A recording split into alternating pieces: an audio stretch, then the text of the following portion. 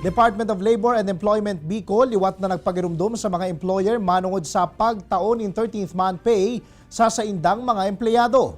In kasong day marisibi ang 13th month pay, ano ang dapat gibuhon kan mga empleyado? Aramon yan sa report na ini. Ngunya na Disyembre, bakusan ng holiday season ang pigaabangan kundi maging ang bonus season. Saro na dyan ang 13th month pay na nariresibi kan mga empleyado.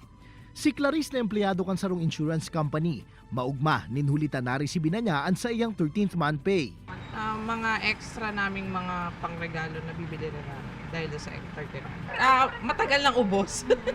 Sigun sa Dolly Bicol, sarong mandatory benefit para sa mga empleyado ang 13th month pay, kung kaya pagirumdum ka na hensya sa mga employer.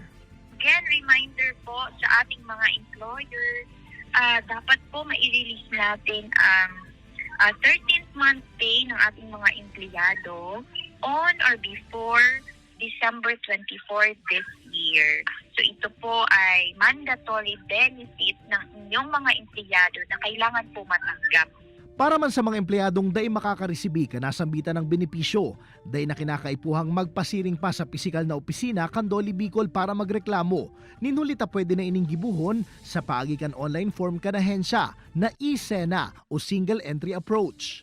So napakadali sir, kahit po sa cellphone ninyo, open mo yon, tapos ilalagay mo lang yung, syempre kailangan namin ng detalye, no? Ng pangalan ng nagko-complain, kompletong detalye ng kino-complain, which is yung company, yung location nila, yung number ng employer, telephone number or contact details, para po makontak din namin.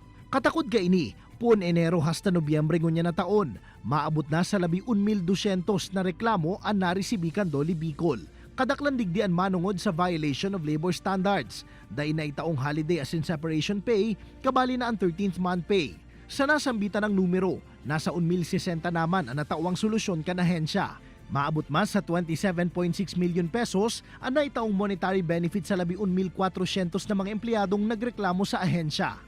Katakod kay ni January 15 man sa masunod na taon ang itinaong deadline kan Dole para sa pagsumitir kan mga employer kan sa indang report of compliance para sa 13th month pay kan sa indang mga empleyado. Ini si Jessica Cruzat, Balitang Bicolandia.